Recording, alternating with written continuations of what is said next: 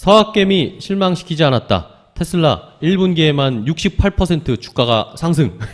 사실 거의 2배 올랐죠. 그러니까 $100 수준이었는데. 그렇죠. $200 넘었으니까. 갔다라는 건 정말 그때 1월에 초기에 저가 있을 때 매수하셨던 분들에게 경애로운 박수를 좀 보내드리고 싶습니다. 정말 대단한 용기로 매수를 하셨을 텐데 아마 작년 연말이나 요쯤에 사신 분들은 굉장히 지금 큰 이익을 보셨겠죠. 테슬라를 보면서 흐뭇해하시겠죠. 네. 실적 한번 잘 나와봐라라고 이야기를 생각을 하실 것 같은데.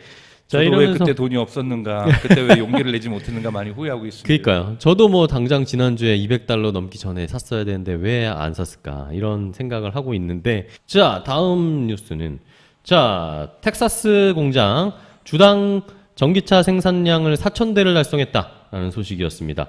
테슬라 텍사스 공장이 베를린 공장에 이어서 주당 전기차 생산량 4,000대라는 이정표를 달성했고, 테슬라 신규 공장 초기 생산량 목표치는 주당 5,000대였다. 베를린 공장이 지난주에 5,000대를 달성했고, 텍사스 공장은 주당 모델 Y를 3,000대가량 생산 중인 것으로 알려져 있는데, 어쨌든 4,000대까지 일단은 끌어올렸습니다. 네. 그러니까 이런 부분도 여러분 공장의 그 풀 캐파시티는 더 돼요. 네. 그러니까 8,000대까지 갈 수가 있습니다. 근데 이건 뭐냐면 고용 부분도 안정화가 돼야 되는 거고 라인에 대한 세팅들도 이루어져야 되기 때문에 점점 가속도로가 좀 붙을 거라 그래요. 상하이 같은 경우는 지금 6,000대까지 가고 있잖아요. 그렇기 때문에 충분히 베를린하고 텍사스 공장에서의 어떠한 위로 올라갈 여지는 아직까지 많다. 그래서 그 부분이 안정화가 올해 계속해서 된다라면 올해 생산량은 그리고 그것에 준하는 딜리버리들은 작년에 비해서 큰 폭으로 저는 상승할 것 같고요. 근데 문제는 거기에서 마진율을 이제 계속해서 이어주는 것, 이런 부분들이 중요한 거죠. 네. 네. 좋습니다. 계속해서 저희는 베를린 공장을 포함해서 기가팩토리의 생산량을 체크하고 있는, 어쨌든 조금씩 계속 올라오고 있는 상황. 자, 다음 뉴스를 좀 볼까요? 이거는 외신에서 제가 하나 가져왔는데, 테슬라의 솔라루프 설치 대수가 컨센서스를 하회했다라는 이야기가 좀 나왔습니다.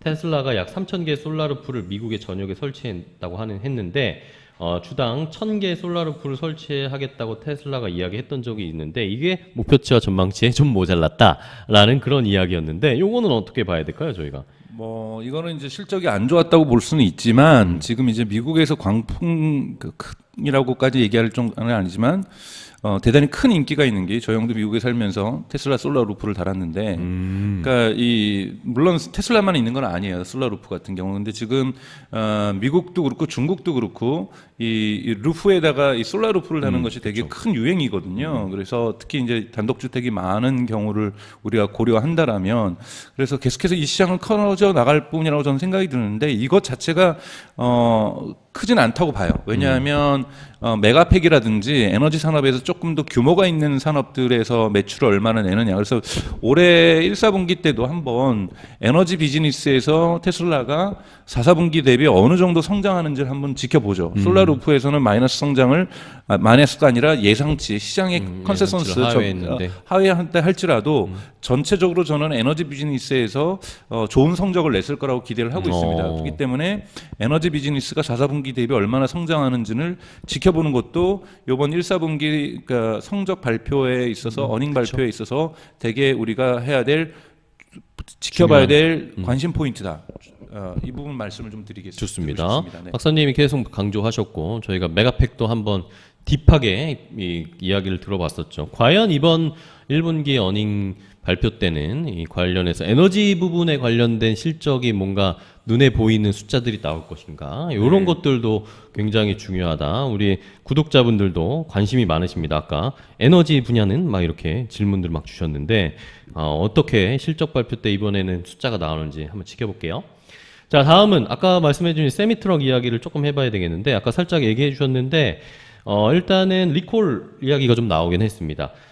테슬라 35대 세미 트럭을 리콜한다라고 발표를 했습니다. 미국의 도로교통안전국에 제출된 자료에 따르면은 주차 브레이크가 효과적으로 작동하지 않은 점이 리콜 결정의 배경이었다라고 합니다.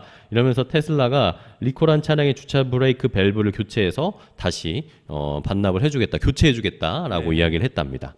아직까지 시장 초기 단계죠. 그러니까 네. 시장 초기 단계 때문에 여러 가지 에러와 버그들이 존재할 거예요. 특히 이런 안전과 관련돼서 치명적인 것들은 존재할 건데요.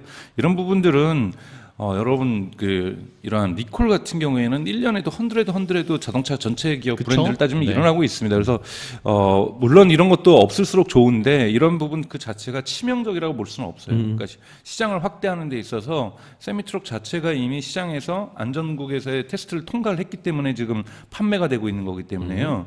이런 오류들을 고쳐 나가면서 조금 더 안전한 자동차로 갈 거라고 저는 생각이 듭니다. 근데 이제 어느 시점에서 세미가 폭발적으로 미국에서 팔릴 것이냐 이 부분을 그러게요. 예측하는 것이 되게 쉽지 않고 그거는 지금 세미가 생산량도 그렇게 많지 않을 거예요. 제가 세미는 진짜 한 번 더 공부를 해갖고 와서 좋네요. 여러분들에게 말씀을 좀 드리겠습니다. 네. 다음번에 네. 세미를 한번 집중적으로 파보도록 하겠습니다. 사이버 트럭 뭐 모델 3, 모델 Y도 좋지만 세미에 대해서 네. 한번 자세하게. 이건 정말 좋은 소식이에요. 캘리포니아 소식은. 그러니까요. 네. 아까 네. 말씀해 주신 것처럼 네. 캘리포니아에서 과연 얼마나 늘어날 수 있을까 기대를 해보겠고요.